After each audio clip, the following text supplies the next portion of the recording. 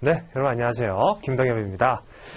자, 우리 이제 그 이론 첫 시간이에요. 그래서 우리 그 오리엔테이션 같은 경우에는 따로 촬영이 되어 있으니까 그 내용을 좀 먼저 보시면은 도움이 되겠죠. 그래서 그쪽에서는 이제 수험 정보라든지 이런 것들 좀 제가 간략하게 촬영을 해놨고, 이제 본격적으로 해당 내용들을 우리가 보셔야 되는데, 자, 한번 처음 페이지 한번 보시도록 할게요. 처음에 이제 무역 계약이 나와 있습니다. 근데 이 무역 계약 같은 경우에는 우리 실제 시험은요, 총 과목이 4개가 있죠. 그래서 이 4과목 중에서 제일 처음에 배치되어 있는 1교시에 배치되어 있는 과목이 사실은 무역 규범입니다. 근데 이 무역 계약 같은 경우에는 2교시에 들어가 있어요. 근데 이 무역 계약이 먼저 나와 있는 이유는요, 무역 계약 같은 경우에는 사실은 우리가 일상생활에서 흔히 겪는 그런 내용들이 조금 들어가 있거든요. 예를 들어서 우리가 마트에 가서 물건을 구매를 하고 영수증을 받고 뭐 이런 내용들이 있죠. 이런 것들이 사실은 국제적인 관점에서 좀 넓어지게 되면은 그게 무역이거든요. 근데 무역 규범 내용은 법입니다. 즉 관세법하고 대무역법 내용들이 구성이 되어 있기 때문에 처음부터 내가 무역을 잘 모르는데 그 내용을 들으면은 머릿속에 잘 안 들어와요. 그래서 요 순서는요, 우리가 무역 계약을 먼저 하고 나서 중간 부분에 넘어가면서 무역 계약이 나오니까 그 점은 좀 참조하시고, 실제 나중에 시험을 보셨는데 무역 계약이 아니라 무역 규범이 먼저 나왔네 라고 당황하지 않으셔도 됩니다. 자, 그래서 일단은 그 무역 계약 파트의 목차를 한번 같이 볼게요. 그래서 제1부라고 되어 있고, 이 무역 계약 내용 중에서 뭐 1장부터 쭉 나와 있죠. 마지막에 무역 클레임까지 쭉 나와 있고, 요게 이제 무역 계약 파트가 다른 과목에 비해서 조금 내용이 많습니다. 그게 왜 그러냐면, 우리 4과목 중에서 무역 영어 과목 있죠. 이게 다른 3가지 과목의 영문 버전으로 문제가 출제가 돼요. 그러다 보니까 이 앞에 3과목을 잘 공부하시면 사실은 무역 영어 파트 같은 경우에는 조금 더 수월하게 공부를 하실 수가 있고 문제 정답률도 좀 높아지실 수가 있겠죠. 그래서 앞에 3과목에 해당하는 이론적인 내용들이 무역 영어 내용들이랑 연결이 되다 보니까 중간중간에 영문으로 이 내용들이 어떻게 설명이 되는지가 같이 들어가 있습니다. 특히 나머지 2과목에 비해서 이 무역 계약 같은 경우는 무역 영어하고 연결되는 지점이 훨씬 더 많아요. 그래서 여기가 좀 분량이 많이 들어가 있어요. 그래서 이 부분은 쉽기도 하지만 그렇게 분량이 많이 있기 때문에 조금 주의해서 보셔야 되는 그런 파트가 되겠죠. 자, 그래서 학습 포인트를 한번 보시면요. 1부에 이제 무역 계약 나와 있고, 그 비중을 보면은 총 40문제가 나오는데, 그 중에 이제 28문제 같은 경우에는 뭐 인코텀즈, 비엔나 협약, 뭐 무역 계약, 실무, 이런 무역 계약에 대한 내용들, 정말로 이런 것들이 좀 많이 출제가 되는 편이고요. 나머지 같은 경우에는 우리가 선화증권, 예를 들어서 국제무역이다라고 했을 때에는 반드시 운송이 포함되게 되어 있죠. 그런 내용들이라든지 아니면 일반 운송 이론들, 이런 것들이 출제가 되고 있습니다. 그래서 비중이 적기는 하지만 이 무역 계약 실무 파트에 비해 조금 적기는 하지만 그래도 전체적인 파트에서 봤을 때에는 여기도 마찬가지로 비중이 높아요. 그래서 이거 좀 주의해서 보시면 좋을 것 같고, 다음에 1부 보면요. 거기 무역계약 주요 키워드가 있죠. 그래서 요거는 이제 사실은 앞에 구성이 되어 있긴 하지만 요 1부를 끝낸 다음에 요거를 다시 한번 보면서 정리하시면 좋을 것 같아요. 뭐 지금은 사실은 제가 언급을 하더라도 크게 의미가 없을 것 같아요. 그리고 그 아래 체크리스트도 마찬가지죠. 그래서 이 1부를 공부하시면서 반드시 알아야 될 핵심적인 내용들을 적어놨고, 그거에 해당하는 페이지들이 옆에 나와 있어요. 그래서 이런 것들은 좀 참고하시고 공부하시면 될 것 같습니다. 자, 그러면 이제 1장을 보시도록 할게요. 무역계약의 기본이라고 나와 있죠. 사실 뭐 여기에는 어떤 뭐 굉장히 어려운 개념이라든지 뭔가를 막 외워야 된다라든지 사실은 뭐 그런 개념은 없습니다. 그래서 이 무역계약 기본 파트 같은 경우에는 부담 없이 저런 내용이구나 정도로 이해하시면서 쭉 넘어가시면 될 것 같아요. 자, 1번 무역계약의 의 부분을 보시도록 하겠습니다. 무역계약이라고 하면은 사실은 무역이라는 말이랑 계약이라는 말 이렇게 두 가지를 합쳐놓은 거죠. 그러면 우리가 계약이라고 하는 말은 조금 익숙해요. 사실은. 그래서 A라는 사람이랑 B라는 사람이랑 같이 뭔가를 하겠다라고 계약서를 작성을 해놓고 그 계약에 따라서 시행하는 걸 얘기하는 거죠. 그럼 그 앞에 무역이 붙었다라고 하는 거는 무역에 대해서 계약서를 작성을 하고 혹은 계약을 체결을 하고 그 내용에 따라서 의무 이행, 권리 주장을 하겠다라는 얘기입니다.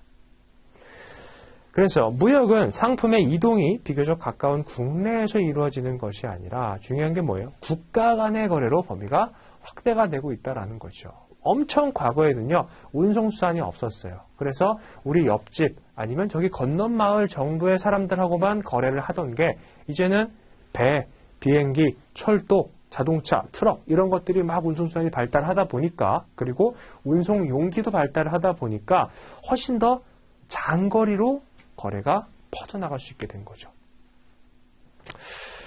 자, 그래서 무역의 정의 보면은 보통 무역이라고 하면 그래서 국제 거래를 얘기를 해요. 국내 거래하면서 무역한다라고는 잘 얘기 안 하는 거 아실 거고요. 자, 그래서 타이틀 자체가 International Trade입니다. 국제 무역. 국가와 국가 간에 이루어지는 상거래로 물품의 국제적 거래를 이행하기 위해 계약의 양 당사자인 매도인과 매수인이 각각의 의무와 거래 조건을 약정하는 것을 말한다. 사실은 뭐 우리 이렇게 국제무역사 수업을 들으시는 분들 중에서 이미 무역업에 좀 종사를 하고 계시는 분들도 있고 아니면 무역을 전공하셨던 분들도 있을 거예요. 혹은 내가 무역은 아무것도 지금 모르는 상태인데 무역 쪽에 좀 관심이 생겨서 들으시는 분들도 있을 겁니다. 그래서 우리가 이 내용들은요, 제가 좀 최대한 좀 상세하게 설명을 드리려고 해요. 그래서 처음에 기초 이론을 닦는 과정이 굉장히 중요한 거는 아실 겁니다. 자, 그럼 여기 중간에 나와 있는 매도인과 매수인, 사실 뭐 아시겠지만 셀러하고 바이어죠. 셀러, 매도인 같은 경우에는 물품을 판매하는 사람을 얘기를 하고 바이어 같은 경우에는 물품을 구매하는 사람을 얘기를 해요. 자, 근데 여기서 지금 명칭이 매도인과 매수인이라고 나와 있습니다. 조금 바꾸면은 매도인과 매수인이라고도 불릴 수가 있고 수출자 그리고 수입자라고도 불릴 수가 있죠. 그 다음에 판매자, 구매자. 사실은 이런 명칭들은요, 어떤 상황에서 양 당사자를 보느냐에 따라서 조금씩 달라지게 돼요. 그래서 뒤쪽에 가시면은 우리가 관세법도 배우실 거고 대무역법도 배우실 거고 그 다음에 각 무역 규칙들도 배우실 거예요. 근데 그런 법이나 규칙들을 보면은 당사자의 명칭이 결국에는 얘네들을 얘기를 하고 있는데 굉장히 다양한 명칭들이 나옵니다. 그래서 그런 것들은 좀 헷갈리지 않으셨으면 좋겠어요. 어쨌든 이거는 셀러하고 바이어 간의 문제가 메인이에요. 물론 운송인이나 이런 다른 기타 당사자들도 나오기는 하지만 이 둘의 관계에 대해서 물어보는 게 사실 국제무역사 시험의 핵심이거든요. 그러다 보니까 요 명칭들이 많이들 달라질 거예요. 그래서 나올 때마다 제가 설명을 드리도록 하겠습니다. 자, 그 다음에 2번 보면 무역의 특성 및 분류. 무역은 국제거래를 의미하고 크게 엑스포트, 수출과 임포트, 수입으로 나눌 수 있다라고 되어 있습니다. 이게 우리가 뭐 수출 장려 국가죠. 한국 같은 경우에는. 그래서 수출만이 무역이냐 혹은 수입만이 무역이냐 이렇게 헷갈려 하시는 분들도 가끔 계세요. 근데 결론적으로는 수출과 수입을 모두 통합해서 우리가 무역이다라고 얘기를 하고 있죠. 자, 3번에 무역거래 시 고려사항. 요거를 보시기 전에 제가 우리 어차피 요 내용은요 결국에는 아까 처음에 말씀드렸듯이 국내 거래가 조금 넓어지게 되면은 이게 국제무역이라고 말씀을 드렸어요. 그래서 국내 유사한 사례들이 있으면 제가 그걸 갖다가 자꾸 설명을 드릴 거거든요. 조금 이해하시기 편하게. 자, 이것도 마찬가지입니다. 그냥 우리가 국내에서 물품을 구매하는 경우를 한번 생각을 해볼게요. 크게 두 가지 루트가 있겠죠. 하나는 오프라인. 직접 가서 물건을 구매를 하는 거예요. 다음에 온라인. 요즘에 뭐 인터넷 거래 굉장히 활발하게 이루어지고 있죠. 자, 근데 오프라인 거래 같은 경우에는 국내 거래라고 한다면 어느 정도 수긍이 가요. 근데 국제 무역이다. 한국에 있는 사람인데 미국에 있는 사람이랑 거래를 하고 싶어요. 근데 오프라인 거래를 하겠대요. 조금 힘들겠죠.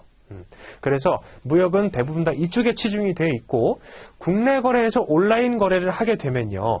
A라는 사람이 물품을 주문을 합니다. 그러면 B라는 사람이 이 물품을 보내주게 되겠죠. 이 과정에서 뭐가 발생을 해요? A는 B한테 대금을 결제를 할 거고요. B는 A에게 물품을 보내주기 위해서 운송 의뢰를 할 거예요.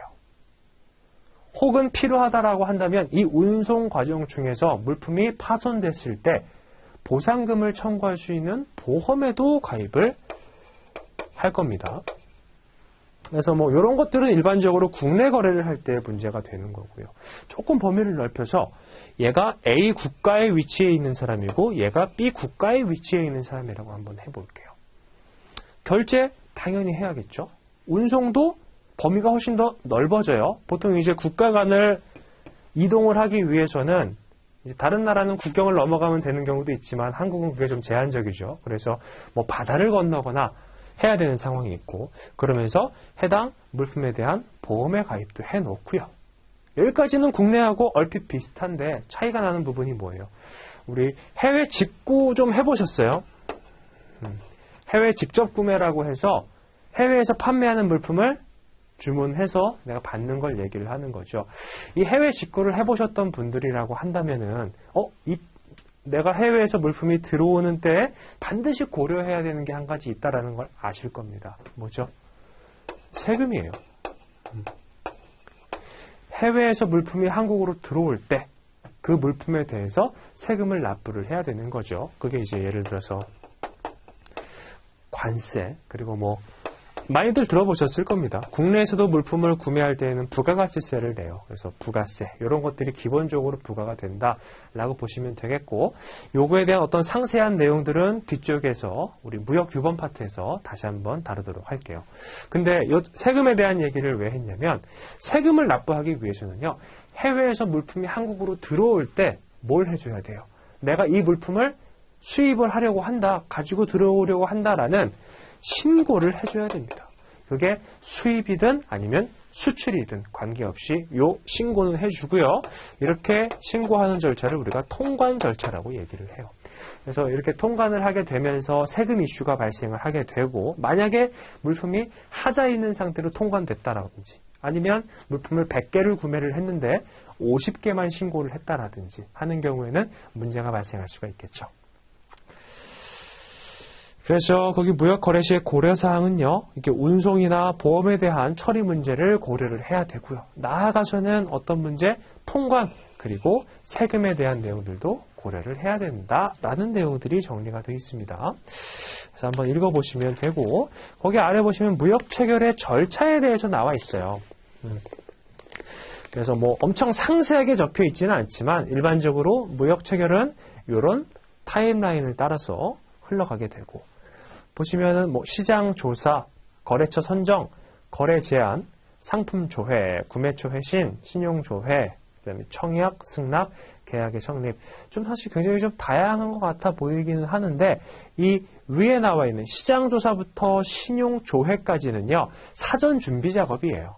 실제로 거래를 해도 되는지, 아니면 내가 어떤 물품들을 거래할지에 대해서 사전에 알아보는 단계이고, 실제로 계약을 체결하기 위해서 접근하는 게 청약 단계부터입니다. 그래서 청약, 승낙, 계약의 성립, 이렇게 구성이 되어 있는 거죠. 그래서 이 각각에 해당하는 내용들은요, 그 뒤에 나와 있으니까 그때 다시 한번 보시도록 하고요. 자, 그렇게 해서 넘어가 보시면 무역계약의 법률적 성격이라고 나와 있는 부분이 있습니다. 여기 이제 아무래도 이론적인 내용이다 보니까 글이 많을 수밖에 없어요. 근데 제가 조금 풀어서 한번 설명을 해드려 볼게요. 자, 의 부분 보면 본질적으로 국내의 매매계약과 동일하나 국제상관습이 적용이 되며 국가별 무역관리로 비롯되는 내용상, 절차상 제약이 가해진다. 자, 여기 지금 국제상관습이라고 얘기가 나와 있죠. 이 상관습이 어떤 거냐면 예를 들면은 이미 그 거래 당사자 간에 뭔가 암묵적으로 확립되어 있는 것들을 얘기를 해요. 자, 이렇게 건물이 있고 건물 1층에 여기가 꽃집이 있고요. 그 다음에 여기에 카페가 있습니다. 커피집이 있어요. 근데 A라는 사람이랑 B라는 사람이 일반적으로 자, 우리 이 건물에서 만나라고 했을 때는 항상 이 커피집에서 만났어요. 그러면 이후에는요, 우리가 이 건물에서 만나자라고 얘기만 하더라도 이제는 자연스럽게 어딜 가요? 여기를 가게 돼요. 뜬금없이 여기로 가지 않겠죠. 만약에 이쪽으로 가게 된다면 얘기를 하겠죠. 자, 오늘은 꽃집에서 만나자라는 식으로. 그래서 양 당사자 간에 확립되어 있는 것도 상관습이라고 볼 수가 있고요. 혹은 이제 우리 무역거래 같은 경우에는 보통 항구라든지 아니면 공항, 특히 이제 항구 쪽에서 많이 일어나는데 그 특정 항구별로 갖고 있는 상관습이 있습니다. 이런 것들이 이게 한국에 있는 인천항 아니면 뭐 부산항 이런 데뿐만 아니라 미국에 있는 LA항, 롱비치항 이런 쪽까지 상관습이 다 고려가 돼야겠죠. 함께 거래를 하기 위해서는. 그래서 뭔가 정확하게 우리나라에서만 적용되는 상관습, 우리나라에서만 적용되는 법 이것만을 주장하기는 힘들다라는 거예요. 무역계약을 하기 위해서는. 자, 그래서 설명이 보면 일반 매매계약처럼 유상계약, 쌍무계약, 낙성계약이라는 특징을 지닌다. 요거에 대한 상세한 설명들은 아래 나와 있으니까 조금 이따 보시고 거래 당사자가 합의하면 성립하므로 계약서가 반드시 필요한 것은 아니나 이게 좀 중요해요. 계약서가 사실은 안 나와도 상관이 없습니다. 일반적으로 국가 간 계약이라서 클레임이 야기될 소지가 많으므로 매매계약서를 작성하는 것이 좋다. 이 계약서가 반드시 필요한 것은 아니다. 라는 게 분류식 계약이라고 하는 특징이라고 보시면 될 거거든요. 그래서 거기 밑에서 좀 보시고 자, 거기 두 번째 문단은요. 한번 읽어보세요. 2번으로 내려가 보도록 하겠습니다. 물품 매매 계약의 법적 성질, 무역 계약의 법적 성질이다 라고 보셔도 좋을 것 같고 크게 네 가지가 나와 있어요. 하나는 낙성 계약. 영문 명칭 같은 경우는 알아두시면 좋습니다. consensual contract라고 해서 양 당사자 간에 합의가 있는 계약이다 라는 의미예요. 자, 읽어볼게요. 당사자의 의사표시의 합치 이외에 물건의 인도, 기타 급부를 하여야만 성립하는 요물계약에 대응하는 개념이다. 조금 헷갈리실 수도 있습니다. 여기서 지금 읽은 거는요. 요물계약이 아니다라는 뜻이에요. 요물계약은 뭐냐면 물건을 A라는 사람이 매매계약을 체결을 했으면 B한테 물건을 주고 B도 그거에 해당하는 대금 지급을 해야지만 계약이 성립된다라고 보는 게 요물계약입니다. 근데 무역계약은요. 낙성계약이에요. 그냥 당사자의 합의만 있으면 계약이 체결된다라는 특징을 가지고 있다라는 거죠. 당사자 일방에 의해서 행해진 청약과 거래를 하자라는 제안이에요. 청약은 상대방의 승낙에 의하여 성립된 계약이다. 물품의 점유, 소유권, 위험 이전과 문서 작성이나 문서 교부가 성립 조건은 아니나 실무로는 통상 문서로 작성하여 계약 내용을 확인하고 있습니다. 그래서 중요한 거는 당사자의 합의에 의해서 계약이 체결된다라는 거고요. 두 번째 보시면요. bilateral obligation contract. 자, 얘는 지금 쌍무계약이라고 써져 있죠. 요게 이제 의무할 때 그 무거든요. 근데 쌍이라고 한다면은 양 당사자 간에 모두 의무가 발생하는 종류의 계약이다 라고 보시면 되겠습니다. 좀 쉬워요. 매도인과 매수인이에요. 그러면 이 매도인 같은 경우에는 물품을 판매하는 사람이니까 매수인한테 물품을 보내줄 겁니다. 매수인은 어때요? 물품을 구매하는 사람이니까 대금을 지급해 주겠죠. 얘는 물품을 공급할, 얘는 대금을 지급할 의무가 있는 계약이다라는 의미예요. 자, 계약의 당사자 쌍방이 서로 의무를 부담하는 계약으로서 매매, 교환, 임대차, 청부, 고용 등은 모두 쌍무계약이고 이에 반대되는 것이 편무계약, unilateral contract이다. 이 편무계약 같은 경우에는 당사자 중에서 일방만 의무를 갖고 있는 계약이에요. 매매 당사자 간의 계약이 성립됨에 따라서 쌍방이 채무를 부담하는 채무계약으로서 매도인은 물품 인도의 의무, 매수인은 그 대가로 대금 지급 의무를 갖는 계약이다. 쌍방이 서로 대가 관계에 위치하므로 채무이행, 소유권 이전, 위험 부담 등의 문제가 발생한다라는 겁니다. 자, 그러면 이 편무계약이라고 하는 것에 예시가 뭐가 있을까요? 편무계약. 편무계약은 당사자 일방만 상대방에게 의무가 있는 계약이에요. 자, 그거 한번 예를 들어볼게요. 우리 요즘에도 있는지 제가 정확하게 모르겠지만 편의점이나 이런 데 가보게 되면요. 벽에 그 현상 수배 전단 이런 것들 붙어 있죠. 보통 그런 것들 우리가 현상 광고라고 얘기를 하는데 현상 수배 전단이나 이런 것들 붙어 있어요. 근데 거기를 자세히 보다 보면은 자, 결정적인 제보를 해주신 분에게 얼마를 지급하겠다라고 내용이 나와 있죠. 그러면은 이 현상 광고를 만들어서 게시한 경찰은요, 이 의무가 있는 거예요. 본인들이 게시를 했으니까. 근데 내가 이거를 보고서 그냥 지나가요. 왜요? 저는 의무가 없으니까. 그래서 당사자 중에 일방만 의무가 있는 계약의 하나의 예시로서 우리가 현상 수배 전단이라든지 현상 광고 이런 것들을 꼽고 있습니다. 또 뭐 예를 들면은 증여라든지 상속 이런 것들도 당사자 일방에게만 의무가 있다라고 보셔도 될 것 같아요. 자, 다음에 3번 Remunerative Contract. 명칭이 뭐예요? 유상계약이죠. 자, 요거는 그 종류를 알고 계셔야 돼요. 낙성계약, 쌍무계약, 유상계약.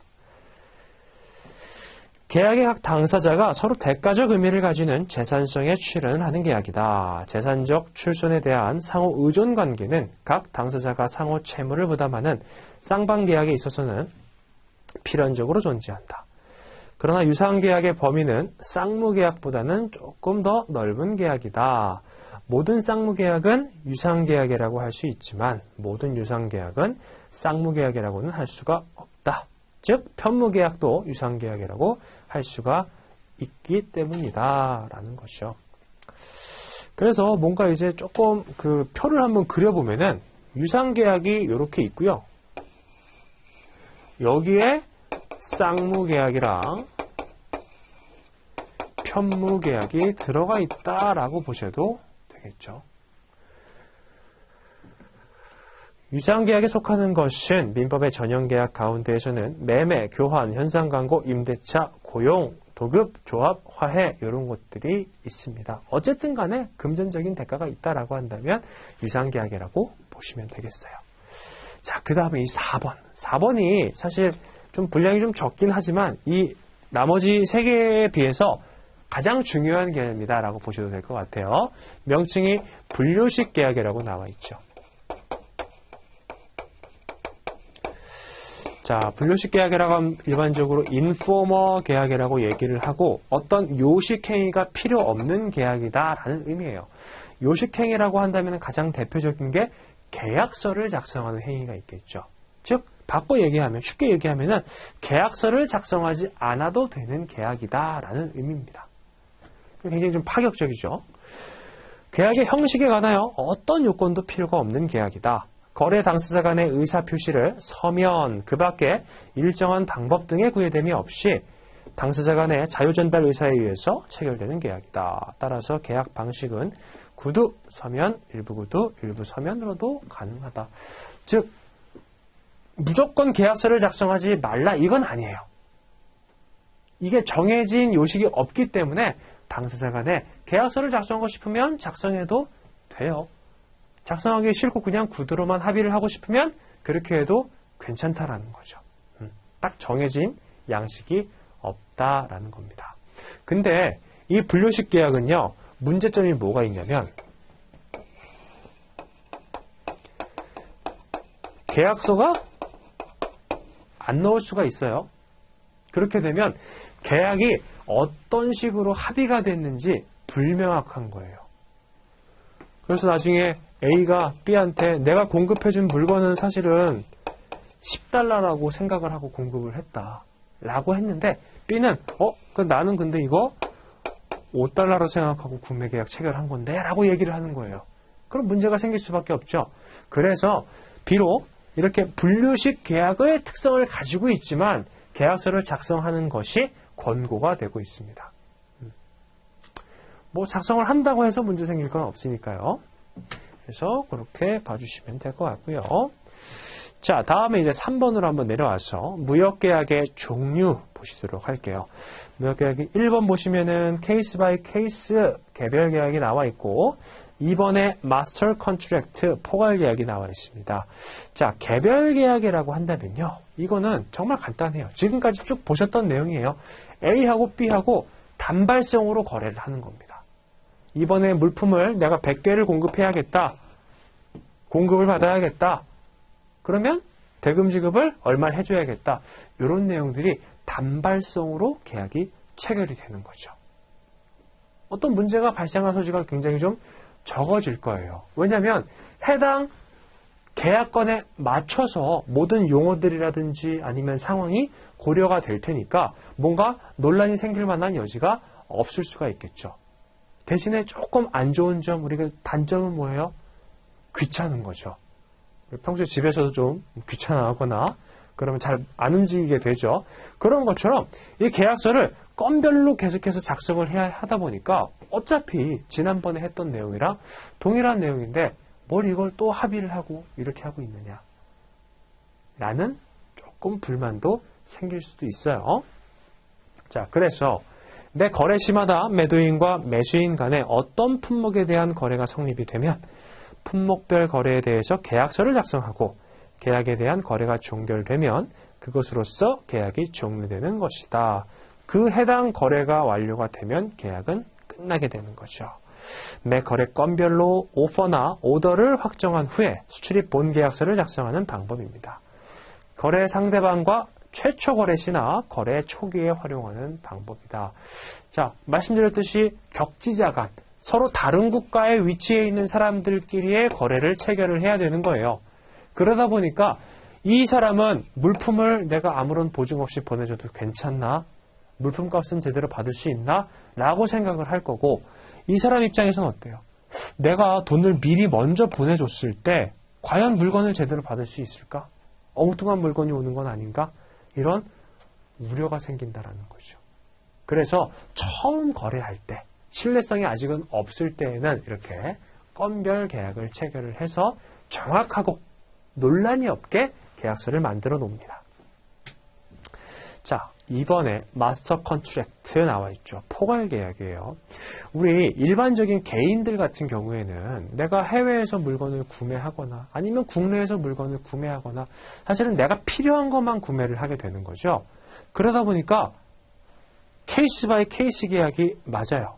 근데 우리 기업, 회사 이런 데들 보면요. 그런 물건들을 해외에서 구매해 와가지고 가공을 해서 국내에 다시 공급을 하거나 아니면 그 원재료 자체를 국내에 공급하거나 하는 경우가 비즈니스죠. 그래서 항상 거래가 계속해서 반복해서 일어날 수밖에 없어요. 그런 경우라고 하면 어떤 계약을 체결하면 좋을까요? 이 마스터 컨트랙트 포괄 계약을 체결하면 됩니다. 매매 당사자 간에 장기간 동안 거래를 하였거나 동일한 상품을 계속적으로 거래할 때 매 거래 시마다 개별적으로 계약하는 것이 불편하므로 연간 또는 장기간을 기준으로 계약을 체결하고 필요시마다 거래 상품을 선적해 주는 경우에 계약이다 라고 나와 있어요. 자, 1월, 2월, 3월 이렇게 돼 있고 총 900개의 물품을 1월에 300개, 2월에 300개, 3월에 300개 이렇게 공급을 하기로 했어요. 이것도 마찬가지로 포괄 계약이라고 보시면 될 것 같고요. 또는 이런 경우도 있습니다. 그냥 1년치 계약을 체결을 해버리는 거예요. 1월부터 12월까지. 근데 이런 경우죠. 내가 물건을 구매를 해와가지고 이게 1년 내내 인기가 있을 것 같지는 않아요. 보통 어떤 물건들을 보면은 1년 그 배리어 안에서 보면 어떤 특정 시기에는 물건이 굉장히 잘 팔리고 어떤 특정 시기에는 잘 안 팔리는 그런 계절을 타는 물건들이 좀 있죠. 그러다 보니까 이렇게 1월에 300개, 2월에 300개, 3월에 300개를 고정시켜 놓을 수가 없는 경우가 있어요. 그런 경우에는 보통 내가 연간 10,000개를 구매를 할게. 근데 1월 달은 조금 잘 팔리니까 뭐 1,000개, 1,000개, 1,000개. 근데 좀 안 팔리는 달은 500개. 이런 식으로 수량을 해당 시기가 도래할 때마다 조절할 수가 있는 거죠. 그래서 이런 계약서를 한번 잘 만들어 놓으면은 1년 내내 계약서에 대해서는 신경을 안 써도 되는 그런 장점이 있는 계약 방식인데 또 문제가 뭐가 있을까요? 자, 이렇게 1년 동안 거래를 쭉 하다 보면은 중간에 물품을 만드는 사람이 원재료라든지 이런 것들을 원래는 뭐 A라는 걸 썼는데 갑자기 B라는 걸로 바꿀 수도 있어요. 그리고 단가 같은 경우에도요. 계속 유지가 되면 좋을 텐데 원재료의 가격이라든지 기타 여러 가지 사정에 따라서 물품 단가가 계속 오르락 내리락 하겠죠. 그러면 갈등이 생길 수가 있다라는 거죠. 그래서 이 포괄 계약은요. 편하긴 편해요. 한 번만 작성을 해놓으면 되니까. 근데 건별로 발생할 수 있는 어떤 위험이라든지 혹은 뭐 달라지는 점들 이런 것들에 대해서는 대응하기가 조금 어렵다라는 게 단점으로 꼽히고 있습니다. 자, 거기 아래 수출입 거래 당사자는 당사자 간의 향후 수출입 거래 준칙으로서 Agreement on General Terms and Conditions of Business 일반 거래 조건 협정서라고 보시면 되겠고 여기에는요. 일반적으로 무역계약을 체결할 때 양 당사자, 매도인과 매수인이 보통 이런 것들은 계약 조항에 삽입을 해서 확정을 하더라 라는 내용들을 좀 모아놓은 거예요. 그래서 거래조건 협정이라고 하고요. 수출입 본계약으로 작성하며 여기에는 개별계약 체결 시 무역계약서의 이면 약정사항에 포함되는 General Terms and Conditions 사항과 거래 건별로 오퍼나 오더를 확정하는 방법 등이 포함이 된다. 그래서 어떻게 요번 달은 500개, 다음 달은 뭐 800개 이런 것들을 어떻게 의사표현을 하고 어떻게 확정할 건지 다 적게 되어 있습니다. 이에 따라 개별거래 시에는 총괄계약서에서 정한 방법에 따라서 간단한 오퍼나 오더를 교환함으로써 거래가 진행이 된다라는 거죠. 자, 그렇게 보시고 자, 3번 한번 볼게요. Agency Agreement, 대리점 계약이라고 나와 있습니다. 지금 이제 계약의 종류에 대해서 배우시는 그런 상황이에요. 자, 무역 거래는 수출업자와 수입업자가 자신의 명의와 계산으로 본인 대 본인으로서 이루어지는 것이 일반적이지만 자, 여기까지 봤을 때 뭔가 조금 애매한 게 본인 대 본인이라는 말이 조금 어색하실 수도 있어요. 근데 계약을 체결할 때에는 매도인과 매수인 각각 본인이 체결한다라는 의미예요. 매도인은 본인이 나왔는데 매수인은 대리인이 나왔다? 그런 경우에는 본인 대 본인 거래라고 쓸 수가 없겠죠. 수출업자가 자신의 판매 대리점을 통하여 근데 이제 이때 대리점이 나올 수도 있어요. 왜냐? 누군가 좀 바쁘니까. 해외 수입업자에게 판매하도록 하거나 수입업자가 자신의 구매 대리점을 통하여 해외의 수출업자로부터 구매한 물품을 수입하는 경우도 있다라는 거죠. 자, 그러면 본인의 어떤 권한이라든지 이런 것들을 대리인에게 일부 넘겨주겠죠. 자, 이런 종류의 것들은 대리인인 당신이 매도인과 직접 계약을 체결할 수 있다라고 한다라든지 그러한 권한을 넘어서는 일이 생긴다라고 한다면은 반드시 나의 허락을 획득한 다음에 계약을 체결하라든지 이러한 대리인의 권한을 한정해 줄 수 있는 상황도 있어요. 자, 그래서 판매 대리점 계약은 수입 국내의 판매업자가 수출업자와 판매 위탁 계약을 체결한 후에 수출업자를 대신하여 수입국 내에서의 물품 판매 및 각종 부대 업무를 수행하도록 하는 계약을 말한다 라고 되어 있습니다. 자, 대리점에 대한 개념을 이제 이해하셨으니까 이 판매 대리점에 대한 내용은 조금 이제 다르게 접근을 하셔야겠죠. 판매를 대리해주는 사람을 이제 모으는 거예요. 그렇죠? 아까 얘네들은 계약을 대리해주는 사람이었고 내 판매를 대신해서 해주는 사람들, 이렇게 계약을 체결을 한다라고 합니다. 구매 대리점 계약은 수출국 내 구매업자가 수입업자와 구매 위탁 계약서를 체결한 후 수입업자를 대신하여 수출국에서의 물품 구매 각종 부대 업무를 수행하도록 하는 계약을 말한다. 결국에는 격지자 간의 거래이기 때문에 수출국에 위치해 있는 사람이 조금 더 커뮤니케이션을 쉽게 하게 만들기 위해서 구매자가 본인의 대리인을 이쪽으로 이렇게 보내는 거예요. 왜냐하면 둘은 서로 같은 국가에 위치해 있으니까 언어도 동일할 거고 조금 더 커뮤니케이션이 원활하겠죠. 자, 4번 한번 볼게요. Licensing Agreement, 라이센스 계약입니다. 우리가 라이센스라는 말은 좀 많이 들어보셨어요. 보통 그 운전면허증 같은 경우에 명칭이 Driving License 이렇게 얘기를 하죠. 뭔가를 할 수 있는 권리가 있는 걸 얘기하는 겁니다. 제품에 있어서 기술의 중요성이 날로 커지고 있어서 기술이나 기술과 결합한 상품의 거래가 국제거래의 중요한 부분을 차지하고 있습니다. 기술의 거래는 기술 그 자체를 매매의 대상으로 하는 경우도 있지만, 자, 이제부터 설명이 나오는 거예요. 대부분 기술의 보유자인 특허 노하우권자로부터 일정 기간 독점적 사용권을 허용받는 라이센스 계약이 대부분이다. 내가 어떤 특정 상표에 대해서 주인이에요. 그 권리를 가지고 있어요. 그럼 다른 사람한테, 자, 내가 이 권리를 가지고 있는데 일정 기간 동안에 내 권리를 대신 사용해봐라. 그러면서 뭘 받아요? 돈을 받아가겠죠. 그래서 이 라이센스에 대한 계약을 체결할 때 Licensing Agreement라는 표현을 사용을 하고 있습니다. 그래서 라이센스는 특허나 아니면 상표권, 저작권과 같은 독점적 권리의 보유자가 타인에게 일정 기간 독점적으로 이용하도록 허락하는 계약, 특허 라이센스와 노하우 라이센스로 구분할 수 있지만 보통은 양자를 포괄하는 라이센스 계약을 체결하는 것이 일반적이다. 굳이 뭐 구분해가지고 계약을 체결할 필요는 없고, 그래서 이런 라이센스 권리를 사용을 하게 되면은 뭐를 지급해요? 제가 아까는 그냥 돈을 지급한다라고 표현을 했지만 보통 로열티를 지급을 하게 되는 거죠. 로열티 한번 많이 들어보셨죠? 로열티. 그래서 그 권리를 사용한 대가로 지급하는 돈을 로열티라고 얘기를 합니다.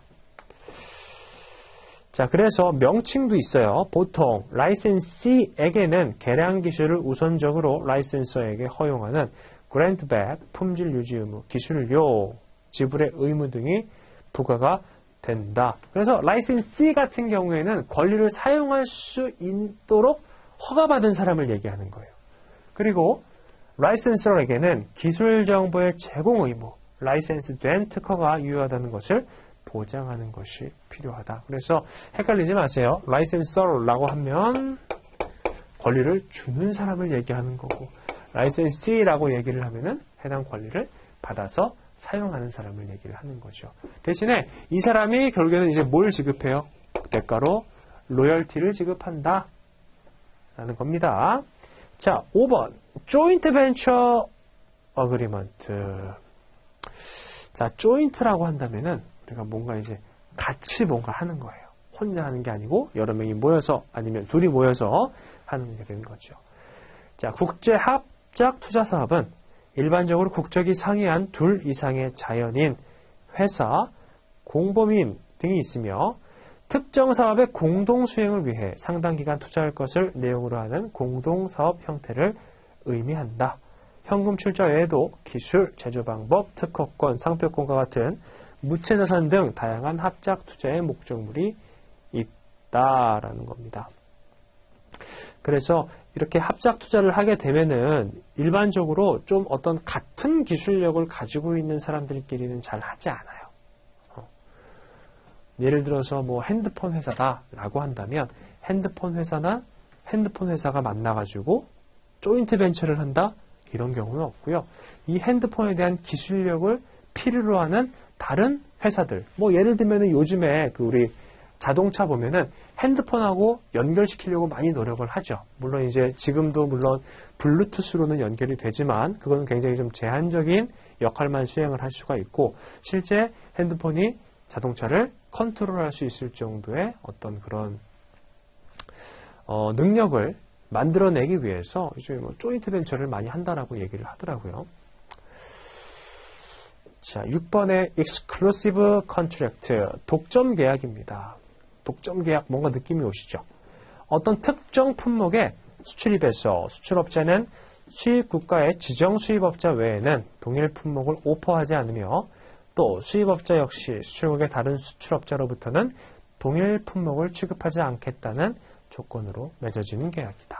그래서 우리 둘만 거래하자라는 거예요. 수입자 입장에서 봤을 때는 나 이외에 다른 사람한테 우리 국가 내에서 물품을 공급하지 말아달라 라고 내용을 작성을 하는 거고요. 수출자 입장에서 봤을 때도 마찬가지로 당신 외에는 내가 해당 국가의 물품을 판매하지 않을게. 독점적인 권한을 부여해 줄게 라고 하면서 체결하는 계약이 exclusive contract다 라고 보시면 되겠습니다. 자, 그래서 이러한 내용들은 그 단독으로 문제가 출제될 수 있는 가능성이 좀 높은 부분이 좀 있어요. 예를 들어서 지금 방금 설명드렸던 이 독점 계약 있죠? 이런 내용들에 대해서 쭉 한번 설명을 해줘요. 문제에서는. 네온 박스 딱 해놓고서 한 점 3개 정도 이 계약은 무슨 내용이다, 무슨 내용이다, 어떤 때 사용하는 거다, 뭐 이러한 주의사항이 필요하다 이렇게 설명을 해주고요. 그거를 고르는 문제 형식이 좀 많이 나올 수가 있겠죠. 다행스럽게도 이제 우리 시험에서는 요거를 조금 몇 개를 엮어서 나오는 경우는 아직까지는 많지는 않습니다. 엮어서 나온다라는 말은 이거예요. 아까 제가 설명드렸던 요 1번에 해당하는 내용이 예를 들면 조인트 벤처예요. 그리고 두 번째 나와 있는 내용이 예를 들어서 독점 계약에 해당하는 내용이에요. 그럼 이렇게 여러 가지 예시를 주고서 각각의 설명에 맞는 내용을 골라라. 맞는 타이틀을 골라라. 이렇게 문제가 나오는 경우도 있거든요. 근데 아직은 하나가 메인이고요. 많아도 한 2개 정도까지만 나오는 상황이니까 그런 점은 조금 생각을 해주시면 좋겠죠. 자, 다음에 4번 가볼게요. 기타 무역의 종류입니다. 자, 이외에도 무역은 그 종류를 아래와 같이 구분할 수 있다라고 해서 처음에 나와 있는 게 직접 무역, 다이렉트 트레이드죠. 외국의 수출입 업자와 직접 거래를 하는 무역 행위, 즉 무역이라고도 한다. 그래서 이 직접 무역 같은 경우에는요, 중간에 다른 당사자를 끼질 않아요. 그냥 매도인과 매수인이 다이렉트로 연결을 하는 거죠. 두 번째, 간접무역, 인다이렉트 트레이드입니다. 수출국과 수입국의 거래 당사자가 제3국의 중개인에게 거래를 의뢰하여 이루어지는 무역을 말한다. 자, 이 간접무역 같은 경우에는 어떻게 보시면 좋냐면요. A가 있고 B가 있어요. A는 물건을 판매하는 사람, 구매하는 사람인데 이 둘이 서로를 못 찾는 거예요. 혹은 서로를 찾았더라도 뭔가 저 사람하고는 연락하고 싶지 않아요. 뭐 그런 경우가 있을 수가 있겠죠. 그렇게 된다면 C라는 중개인에게 연락을 하게 됩니다. A가 C한테 연락을 해서 내가 이런 물품들을 어디에다가 팔고 싶다. 구할 사람을 좀 찾아달라. 라고 얘기를 할 거고요. B는 내가 이러이러한 물건을 구하고 있는데 나한테 물건을 팔아줄 사람을 좀 찾아달라고 얘기를 하겠죠. 그러면 C는 얘하고 얘를 이렇게 연결시켜주는 방법을 찾을 거예요. 그래서 이거를 우리가 간접무역이라고 얘기를 하고요. 자, 그 아래 보시면요. 중개무역이랑 그 다음에 여이로 붙는 중개무역이 있습니다. 요게 이제 그 단어가 비슷하다 보니까 조금씩 헷갈려 하시는 분들이 있는데, 자, 요거는 어떤 내용이냐? 한번 읽어보고 나서 제가 한번 설명을 드려볼게요. 자, 자, 무역거래의 당사자인 양국 외에 제3국이 중개하며 대금 결제는 수출업자가 수입업자로부터 직접 이루어지고 제3국 중개자는 수입업자로부터 중개 수수료를 취하는 방식이다라고 되어 있습니다. 사실 뭐 방금 설명드렸던 저 간접무역의 일종이라고 보셔도 될 것 같아요. 여기서는 어떤 내용들이 나오냐면 이 간접무역, 즉 중개무역을 하기 위한 그 상황에 대해서 설명을 하고 있는 거죠. 왜 이렇게 할 수밖에 없느냐? 그래서 이 중개무역은 뭐 엑스포터하고 임포터 이렇게 두 당사자가 나오면서 한 명이 추가로 나오죠. 중개해주는 중개인이 나오고 이거에 대해서 중개 수수료를 받아간다 라고 내용이 언급이 되어 있습니다. 자, 그러면 이제 중개무역은 사실은 크게 헷갈리지 않으시겠죠. 이게 많이 헷갈린다라고 한다면은 그 중개라는 표현을요 우리가 어디서 좀 많이 보는 편이에요. 일상적으로 부동산 중개업소 이렇게 많이 보시죠. 거기를 생각하시면 돼요. 부동산에 갔을 때 그 부동산 중개사 그분이 계시죠. 그러면 그분한테 내가 물건을 바로 구매하거나 할 수 있는 거는 아니에요. 왜냐하면 그분은 물건을 가지고 있는 게 없어요. 집이 있는 사람이랑 집을 구하고 있는 사람하고 둘을 이렇게 연결시켜주면서 뭘 받아요? 수수료를 받는다라고 보시면 되겠습니다. 이 중개는 항상 수수료를 받아간다라는 거 기억을 해두시면 좋을 것 같고, 자, 그럼 그 아래 보시면요, 뭔가 비슷하게 써 있죠. 뭐 써 있어요? 중개무역이라고 써 있습니다. 자, 이거 조금 지우고.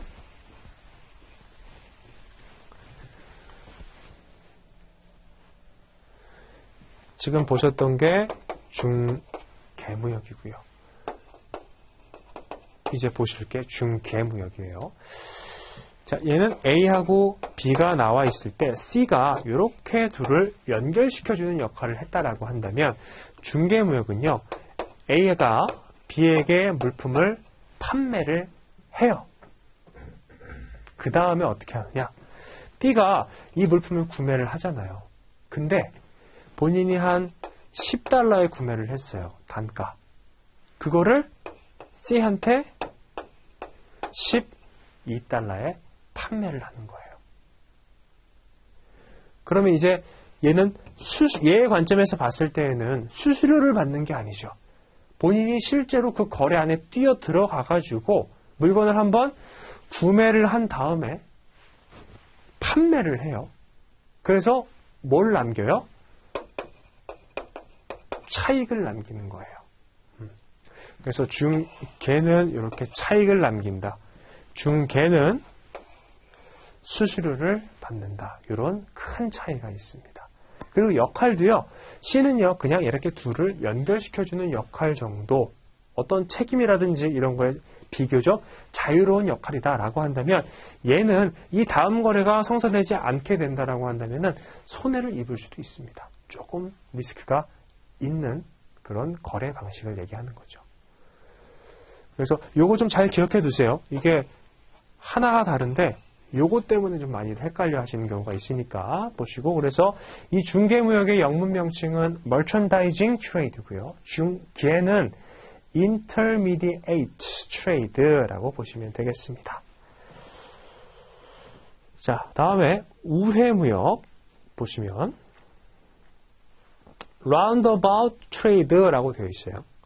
자, 수입국이나 또는 수출국에서 해당 품목, 외환 등의 규제가 심할 경우 규제를 회피하기 위하여 이러한 규제를 받지 않는 제3국을 통하여 이루어지는 무역을 말한다. 자, 뭔가 이제 그 어떤 특정 국가에서는 자, 저 국가하고 거래하지 마. 저 국가로부터 들어오는 물품들은 구매하지 마. 이렇게 하는 경우도 있어요. 그러면 그 국가가 아니고 다른 그 옆에 있는 국가하고 거래를 하는 거예요. 대신에 물건을 이렇게 받아온다라는 거죠. 그래서 B하고는 직접적인 거래를 할 수가 없으니까 B가 C한테 보내고 C한테서 물건을 받겠다. 뭐 이런 의미다라고 보시면 될 것 같습니다. 좀 규제가 심한 국가라든지 아니면 뭐 보통 국제기구에서 이런 그 국제 제재를 가하게 되는 경우도 있어요. 뉴스에 좀 많이 나오죠. 자, 다음에 통과무역이에요. Transit Trade라고 해서 통과무역은 수출업자의 이동 과정에서 수출국에서 수입국으로 직접 운송되지 않고 제3국을 경유하여 수입국가에 송부되는 경우에 제3국의 입장에서 본 무역거래 형태이다 라는 겁니다. 이것도 좀 간단합니다. 자, 이렇게 한국이 있고요. 여기 중국이 있고 미국이 있다라고 한번 가정을 해볼게요. 중국에서 물품이 결국에는 미국으로 나가게 돼요. 근데 이렇게 중간에 한국을 거치지 않으면은 이쪽으로 갈 수 있는 방법이 없다라고 했을 때에는 물품이 한국으로 먼저 들어가겠죠. 그리고 국내 운송을 통해서 이쪽으로 간 다음에 여기에서 배 타고 갈 거예요. 물론 부산 쪽에서 가장 많이 출발하긴 하지만, 자, 요런 경우에 한국 입장에서 봤을 때는 이게 우리나라를 통과해서 무역이 되네라고 해서 통과무역이라고 얘기를 합니다. Transit Trade. 자, 그러면 그런 생각도 할 수가 있죠. 이게 어차피 물건이 여기서 국내에서 거래되는 게 아니고 그냥 통과만 되는 건데 왜 이 국가에서는 그냥 허용을 해주느냐? 괜히 일만 늘어나는 거 아니냐? 라고 생각하실 수가 있는데 이 물건이 국내로 들어오게 되면서부터 뭐가 발생해요? 한국항에서 물품을 내려야 되니까 그거에 대한 부가가치도 창출이 되고요. 그거를 이 특정 항구로 가지고 오는 내륙 운송을 수행하기 위해서도 마찬가지로 뭔가 비용이 발생한다라는 거죠. 그래서 국가 입장에서 봤을 때는 이게 전혀 나쁜 그런 무역 형태는 아니고 이게 이제 많이 있으면 있을수록 뭔가 물건을 만들어내거나 하지 않더라도 무역 관련된 조금 이제 어떤 수익이 발생을 하겠죠. 자, 그리고 다음에 절충 교역 거래 방식. 무역 거래 시 국내 생산이 불가능한 물품으로서 그 물품을 수입하는 대신에 부속품은 국내에서 제작이 가능하도록 기술 이전도 함께 받는 교역 방식으로서 방위 산업이나 항공기 산업에 적용되는 거래 방식이다. 자, 요거는요, 그런 걸 한번 예를 들어볼 수 있을 것 같아요. 이런 전투기.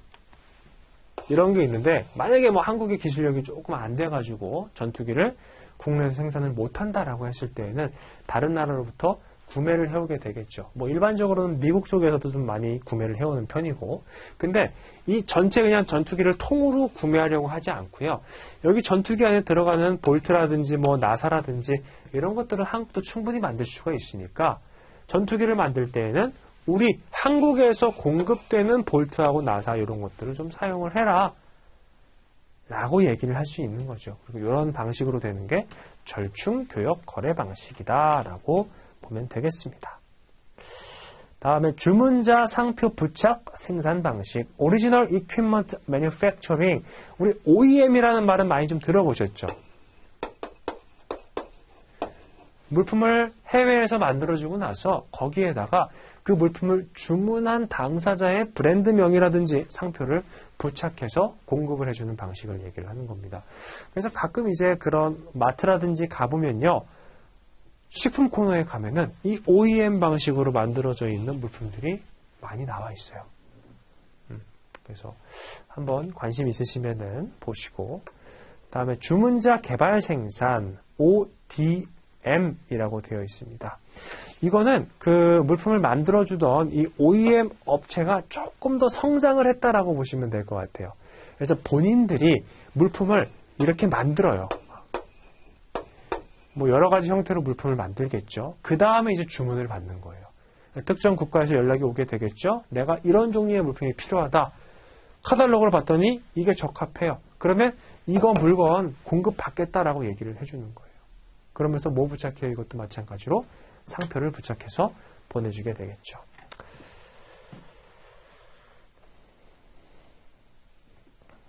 그래서 이 OEM 하고요, ODM 같은 경우에는요, ODM으로 봤을 때에는